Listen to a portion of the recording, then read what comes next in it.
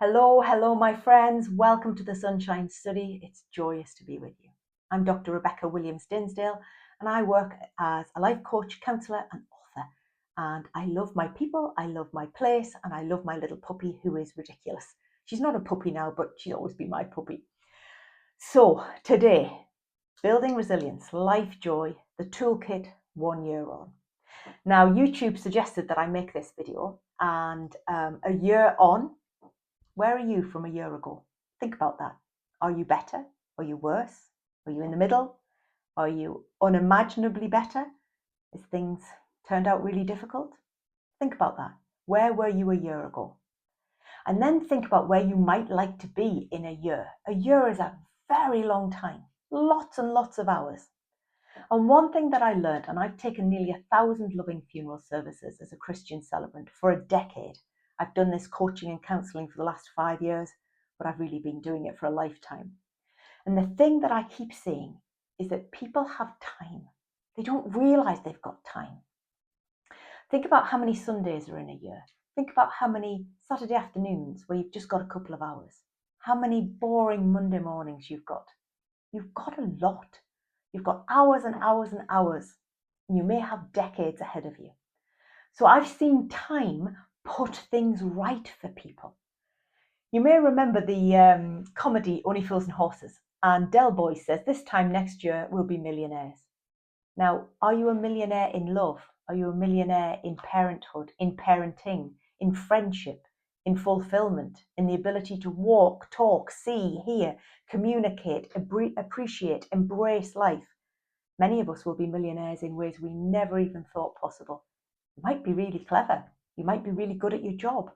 You might be really good at cheering people up, writing books, sewing, making jumpers, donating, helping, giving money, speaking.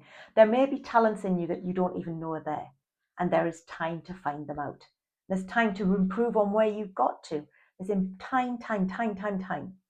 So one of the things that doing all those funeral services showed me was that people with a fairly average lifespan have evolutions. They have things go wrong on them. They have a redundancy or a divorce or a dreadful bereavement or a terrible behaviour happen to them. But sometimes the time saves them, and the goodness afterwards melts somewhat the sorrow of the incident.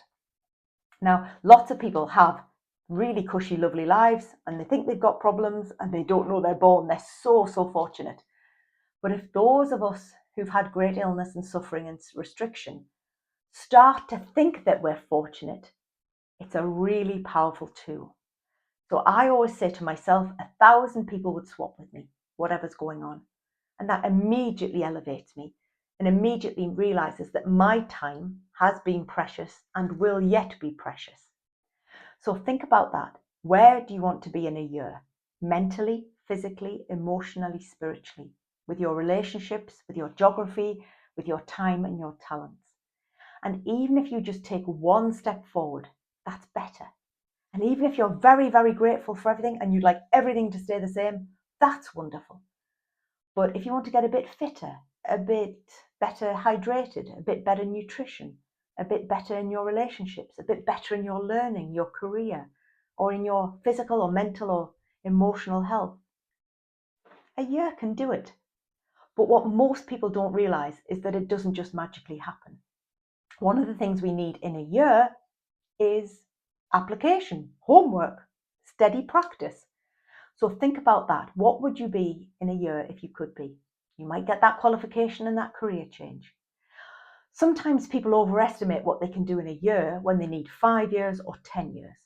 So my first degree nearly took me a decade. I was so unwell and everybody was sort of worried about that. But after years 4 and 5 and it started to speed up and I was getting closer to it, the year, whether it was a year or 18 months, it didn't really matter that much. So time can save us as well. So Lifejoy Toolkit a year on, where would you be? Would you be more loving? L in Lifejoy is more loving. Would you like more love? The way to have it is to give it. Would you like more integrity in your life? That's the I for Lifejoy. Can you be more integrous in your actions? Can you find good people? F is for fortitude. Do you need a crusade of courage in your life? And if you were brave for the next year, where would that take you? Where would your energy be in a year? Where would you like that to be? That's the E in Lifejoy. Your mental energy, your physical energy, your spiritual, and your emotional. Where could you work on that? Your joy. Where would you like to have joy in a year? Can you build it in every day of your life? Can you contribute somewhere to somebody? Where is the order in your life? Do you need to declutter your house, your life, your keys, your wallet, your car? What do you need to do? Where would there need to be order and systems in your life? Where would you like to think more orderly thoughts? And where would you like to be in a year? That's a gorgeous thought. So think about the toolkit that we have on this channel. This is a sanctuary as well as a safe harbor, but it's also about going out and being more you and sharing your light and love and hope and talents. However big or small they are, they're all very valuable. So think about where you might like to be in a year. That might be exciting. And if it's just to still be here, if you're hanging on to life, we thank God for that courage and example, and we hope and pray that all you need comes to you. See you in a year, my friends.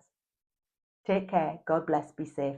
Please like and subscribe. I'm Dr. Rebecca, the Lifejoy coach and author. See you in a year.